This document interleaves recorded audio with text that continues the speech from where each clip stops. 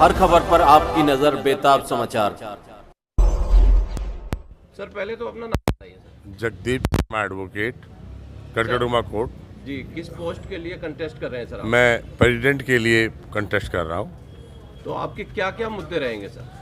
मेरे मुद्दे युवाओं के साथ हैं, नए वकीलों के वाले मुद्दे हैं और वकीलों का जो सम्मान है वो वाले मुद्दे हैं।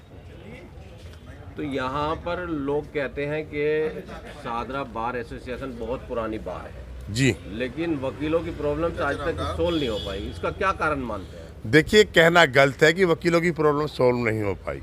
हर मुद्दा सॉल्व होता है, हुआ भी है। कुछ मुद्दे हैं, पहले हमारे यहाँ कोर्ट में मैंने जब प्रैक्टिस करी थी, किसी वकील भाई के पास कोई चैम्बर नहीं था। सबसे पहले डी ब्लॉक अलॉट हुआ। मेरी प्रैक्टिस लगभग 30 वर्ष की हो चुकी है, 31वीं वर्ष चल रही है। उसके बाद हमारे प्रयास से हमारे 3 चैम्बर ब्लॉक और मटीरियल और पार्किंग बनी और चैम्बर मिले। उसमें वकीलों की संख्या कम थी क्योंकि अब कॉलेज बहुत ज़्यादा खुल गए हैं, बच्चे नए बहुत ज़्यादा आ रहे हैं और संख्या हमारे कोर्ट में वकीलों की 21,000 है और चैम्बरों की जो संख्या है वो बहुत कम है। जो नंबर ऑफ एडवोकेट्स है वो बिना चैम्बर और सीट के हैं। जब किसी अधिवक्ता के पास कोर्ट में बैठने के लिए स्थान नहीं होगा, चैम्बर नहीं होगा, तो कोई क्लाइंट उन पर विश्वास नहीं करेगा। तो इसलिए मेरा कहना ये है कि जो नए वकील हैं, नए अधिवक्ता हैं, आज वो वकील बनने के बाद भी बेरोजगार हैं। दूसरा, सरकार की जो नीतियाँ हैं वो वकीलों के खिलाफ है। हमें सरकार को समझाना पड़ेगा, बताना पड़ेगा कि ये नीति हमारी खराब है, आपकी सरकार की खराब है। जैसे कि अरनेश कुमार की जजमेंट आ गई, अंटिल वाली जजमेंट आ गई, वो किसका रूप है? 41(1) पे हमने विरोध किया था 7 साल तक के अपराधों पर कि इनको ना लागू किए जाए, तो सरकार ने उसको लागू ना करके सुप्रीम कोर्ट से जजमेंट पास करा दी। उसके लिए हम रिट में जा नहीं सकते, लागू नहीं सकते, उसको सरकार ही इसको अमेंड कर सकती है। आज सोसाइटी में क्या है कि 7 साल तक के जितने अपराध हैं वो थाने से ही मिलीभगत करके छुट रहे हैं और अधिवक्ताओं का काम खत्म हो रहा है। दूसरा काम, वकीलों के पास लोक अदालत ने काम खत्म कर दिया। उसके बाद में जो दिल्ली लीगल एड है वहाँ भ्रष्टाचार है, उसमें काम खत्म कर दिया। तो आज नए युवा साथी हैं। अब मैं कहना चाहता हूँ, हमारे टाइम में पहले आर्म्स एक्ट के मुकदमे होते थे, एक्साइज एक्ट के मुकदमे होते थे, बल्क में होते थे।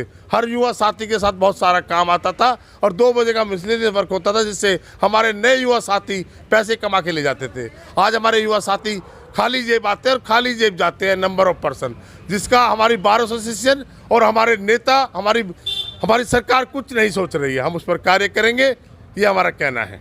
अपने मतदाताओं से क्या अपील करना चाहेंगे सर? हमने जब इस बार में आए थे, ना कैंटीन थी, ना पोस्ट ऑफिस था, ना बार ऑफिस थी, ना बिल्डिंग थी, ना कुछ था। हॉल के अंदर हम बैठते थे। हमने आने के बाद अपने प्रयास से सब कुछ कराया, बार ऑफिस खुलवाया, बैंक खुलवाया, पोस्ट ऑफिस खुलवाया, सारी चीज़ें खुलवाई, शेड लगवाई, चैम्बर ब्लॉक नए बने। हमने जिन नेताओं के हाथ में, सरकार के नेताओं के हाथ में पावर थी, उनसे मिले, उनको अपनी कोर्ट के अंदर लाए, अवगत कराया और कार्य को पूर्ण कराया, संपूर्ण कराया हमने। अपने मतदाताओं से जो आप क्या अपील करना चाहते हैं? मैं अपने अधिवक्ता भाइयों से, अपने मतदाताओं से यही अपील करना चाहता हूं कि 21 मार्च 2025 को जो चुनाव हो रहा है उसमें मुझे अपना सहयोग दें, मुझे भारी मतों से जिताएं। मैं पहले भी कई बार कार्यकारिणी में रह चुका हूं। मैं एग्जीक्यूटिव मेंबर रहा, तब मैंने बहुत कार्य किए। आज जितने भी इस कोर्ट के अंदर पेड़ पौधे देख रहे हैं, इनकी वर्षारोपण मैं नहीं किया।